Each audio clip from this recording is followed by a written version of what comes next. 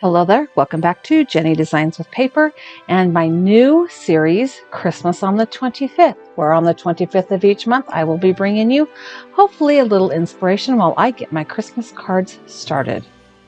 This month I'm using the My Favorite Things Christmas Tree Farm stamp set. I think this was a Stamptember one last year. And at some point in time, I stamped and colored all of these images for a crime and coloring video. We'll also be using the My Favorite Things. I don't remember what the name of those dynamics are, but I'm using them to make the snow drifts. I've got masking paper. I've also got some of the old My Favorite Things inks. There we go. First thing I'm going to do is create some slopes from this masking paper, sending it through my die cut machine. And I'm creating a slimline card today. That means it is 3.5 by 8.5 inches long. And I'm going to mask out my bottom layer of snow drifts or snow banks, whatever you want to call it. The masking paper is not long enough for an 8.5 inch long card.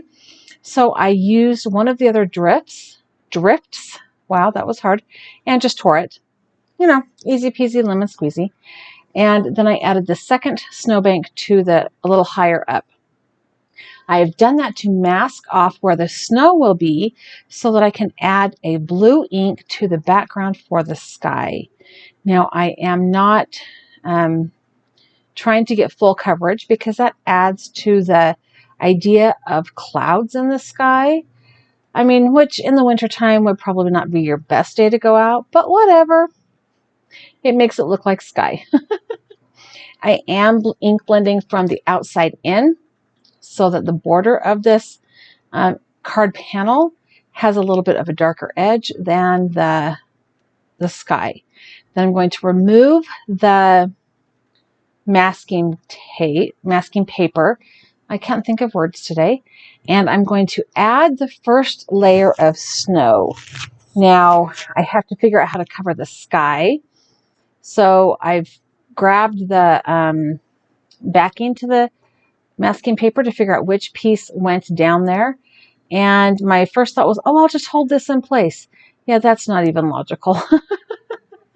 I just had to find which edge of the masking paper needed to go on it. And I found it. It was the one I tore up.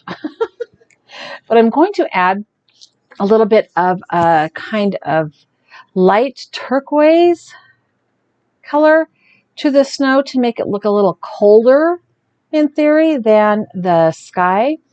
But this time I'm only ink blending the edges, and I just took a little peek to see if the color was as dark as I wanted it. I'm not filling the entire snowbank. I'm just putting in the shadows with this ink color. So now I'm taking off my second layer because I need to put it upside down again to cover up the next snowbank. So I'm just sticking this down wherever I think it needs to go. I'm adding that other piece that I, tore off. They're not at all the same as I laid them out originally. Totally fine. It's a work in progress. It is what it is. This time I am blending from the masking paper down onto my card panel. And you'll see it's very light, but the snowdrift shadows are there. And I needed to fix up this corner that I hadn't quite gotten to yet. So voila. Now we have multiple layers of snow banks or drifts or whatever you want to call them to add to the scene. I did get a little bit dark there in one spot. It's okay, I'll cover it up. And then I decided I needed another little, there was too much on the bottom. I needed a little bit more. And this masking paper does not want to come off my scrap paper there very easily. So that was a little bit of a trick. But now we're good to go. So the next thing I have to do is figure out how and where I'm going to place my images. So I have 4 of the Christmas trees, plus the little chipmunk with the tree, and a mouse and a fox, as well as the Christmas tree sign. And when I get them all fiddled around and figured out where I want them, because I've got to use all my space and cover up where the ink got too dark. And I decided I needed to space the trees out a little more. This is really all just the fidgety part, right? I'm using this jewel picker, it's a little sticky on the edge, to move things around. And then I'm going to very gently lay down a piece of press and seal, like the stuff you're supposed to use in your kitchen. It is a crafter's best friend, or at least one of the best friends of a crafter. And I'm going to use the hinge method that I watched Kelly Taylor do on one of her card videos. And that is to adhere the press and seal to your work surface so that you can then add the adhesive to the back of your die cut images and just fold it right back down over the front of your card panel, so that you don't have to pick up that entire piece of press and seal. I think this is an excellent method, especially on a longer card. So then I just need to go over the images and let that adhesive, I used my Tombow Mono Liquid Glue, and I'm using a bone folder just to kind of make sure they're down, because when I pick up this press and seal, if they're not adhered down, they're going to come up and it could tear something. So one of the sentiments in this Christmas Tree Farm stamp set says, I can't remember what it says. Guess we'll find out together. I'm going to stamp it on the front of the card using my Misty with some Versaclear Nocturne black ink, because it will stamp it nearly perfectly the first time, almost every time. Just going to ink that up really softly because it is a fine lined type font. I don't want to have any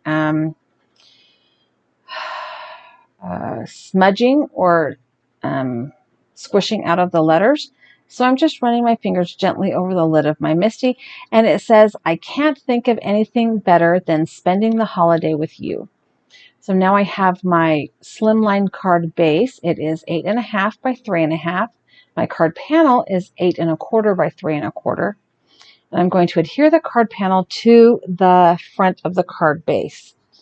Now, the cardstock I used to make this card base isn't quite as heavy as the normal cardstock I use for card bases. So in order to beef it up just a little bit, once I get the card panel on the front, I'm going to do a little bit of decorating the inside.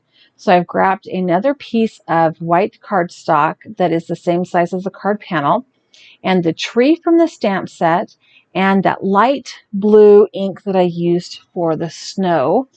And I can't remember the colors of the ink, but I don't think they're current colors anymore anyway. So, use whatever color you want. And I'm just going to stamp a few of these Christmas trees, 2 on one side and 1 on the other, mostly because slimline cards have a lot of real estate on the inside. And I don't often write eulogies, or I guess eulogies are not the right word, sermons, whatever you want, on the inside of my card. I keep those notes short and sweet. But this will help kind of beef up that thinner weight cardstock. And my card is finished. We're just going to zoom in right there so you can check out those cute little images. I hope you enjoyed this video. I hope you're excited about this new series. I know not everybody likes to think about Christmas this far in advance, but crafters got to. Thank you so much for hanging out with me. I have a couple other videos here I think you would like. I also have that subscribe button. If you have not yet subscribed to my channel, I would love it if you did. Leave me a comment down below. Tell me whether or not you have started your Christmas cards yet. Give me a thumbs up and have a really fabulous day.